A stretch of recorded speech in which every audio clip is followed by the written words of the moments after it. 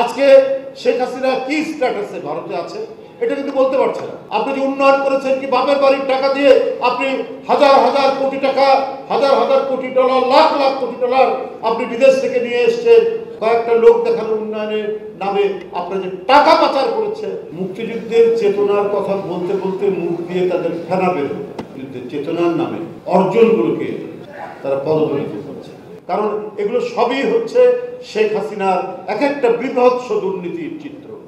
সে চিত্রের আমরা কখনো লন্ডন, কখনো নিউ ইয়র্ক, কখনো জাপান, কখনো মালয়েশিয়া, কখনো দুবাই, বিভিন্ন জায়গা থেকে একটার পর একটা নিউজ আসছে। টিউলিপ লেখাপড়া করেছে ইংল্যান্ডে, ওখানে লেখাপড়া করে এমপি হওয়ার পরেও তার জেনেটিক্যাল যে লাইন, এই লাইন সে ক্রস করতে পারে।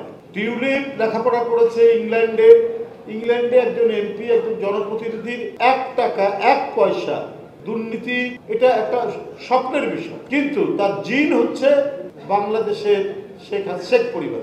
ওখানে লেখাপড়া করে এমপি হওয়ার পরেও তার জেনেটিক্যাল যে লাইন, এই লাইন সে ক্রস করতে পারেনি বলেই এই অভিযোগগুলো তার উপরে বেরিয়ে আসছে। শেখ হাসিনার বিশ্বস্ত একজন ব্যবসায়ী সে ফ্ল্যাট কিনে দিল একবার খুব অভিজাত পাড়া, এবং আরেকজন আইনজীবী সে তার ছোট বোন রূপন্তীকে একটা ফ্ল্যাট কিনে দিল। আবার সেই ফ্ল্যাট রূপন্তী টিউলিপকে তার পরিবার সহ থাকার জন্য ব্যবস্থা করে দিল। লন্ডনের সব পত্র পত্রিকা, ইংল্যান্ডের বিভিন্ন সংবাদ মাধ্যমে এই কথাগুলো আপনার যে বেরিয়ে আসছে। ওখানে মানে জার্নালিজম তো অত্যন্ত শক্ত জার্নালিজম। ওখানে হঠাৎ করে কারো বিরুদ্ধে কোনো অভিযোগ দিয়ে সংবাদপত্র লিখতে পারে না, কিন্তু সেখানে লেখালেখি হচ্ছে। কারণ এগুলো সবই হচ্ছে শেখ হাসিনার এক একটা বৃহৎ দুর্নীতির চিত্র। সে চিত্রের আমরা কখনো লন্ডন, কখনো নিউ ইয়র্ক, কখনো জাপান, কখনো মালয়েশিয়া, কখনো দুবাই, বিভিন্ন জায়গা থেকে একটার পর একটা নিউজ আসছে।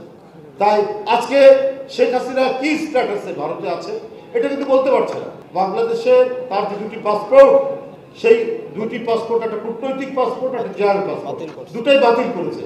তারপরে কি স্ট্যাটাস আছে, ভারত কিভাবে তাকে রেখেছে, কোনো উত্তর দিতে পারছে না, কোনো ব্যাখ্যা দিতে পারছে না। দিবেন কি করে? এত বড় ভয়ঙ্কর দুর্নীতিবাদ তাকে যে আশ্রয় দিচ্ছে ভারত, তাহলে কিসের ভিত্তিতে? তার কোনো উত্তর নেই, এটা দিয়ে যাচ্ছে। এইটা এমন একটি রাজনৈতিক দল, তাদেরই ঘনিষ্ঠ একজন মানুষ, আমি নামটা পরে বলছি, তিনি একটি কথা বলেছিলেন।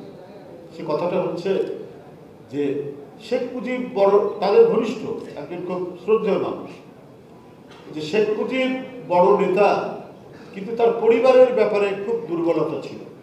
তিনি তার এইভাবে বলছেন যে তিনি তার ছেলে ভাইনা কন্ট্রোল করতে পারেননি। তার ভাই যখন মারা যায়, আপন ছোট ভাই যে খুলনায় থাকতো, সে যখন মারা যায় তখন খুলনাতে মানুষ মিলাদ দিয়েছে। এটা হচ্ছে শহীদ জননী জাহানারা ইমামের বক্তব্য। তিনি সর্দার ফজলুল করিম, একজন প্রখ্যাত বুদ্ধিজীবী, তার কাছে তিনি এই কথাগুলো বলেছেন। একবার একটা সঠিক মূল্যায়ন পেয়েছেন। অথচ জাহানারা ইমাম শেখ হাসিনার অত্যন্ত ঘনিষ্ঠ, তিনি তাদেরই রাজনৈতিক দর্শনে বিশ্বাস করেন, সব কিছু ঠিক আছে, কিন্তু কথাগুলো কিন্তু খুব সুস্পষ্টভাবে তিনি বলে গেছে। এটাই আসলে তারা নিজেদের সন্তান, পরিবার, ভাই বোন, দলের লোক একটার পর একটা ফেজে সবাইকে তারা প্রতিষ্ঠিত করতে চায়। কিসের দেশপ্রেম বলে গেছে, ফেরেকবাদী করে গেছে, কিছুই ছিল না। শুধু উন্নয়নের ক্ষেত্রে আপনারা দেখেছেন যে তার মধ্যে কোনো ধরনের কোনো রাজনৈতিক আদর্শের কোনো কথা। আমি উন্নয়ন করেছি, তো উন্নয়নের মধ্যে দিয়ে তো টাকা পাচার করা যায়, লুট করা যায়। আপনি যে উন্নয়ন করেছেন কি বাপের বাড়ির টাকা দিয়ে আপনি হাজার হাজার কোটি টাকা, হাজার হাজার কোটি ডলার, লাখ লাখ কোটি ডলার আপনি বিদেশ থেকে নিয়ে এসছেন নাম কয়েকটা লোক দেখানো উন্নয়নের নামে। আপনি যে টাকা পাচার করেছেন সেটা তো বলেননি। মানুষ তো সেটাই জানে যে এতদিন হয়ে গেল, সেই কবে 79-80 ঘটনা, আমরা কেবল সেকেন্ড ইয়ারই পড়ি ইউনিভার্সিটিতে, আজও তার প্রকৃত যে বিচার, সে বিচার হয়নি কেন?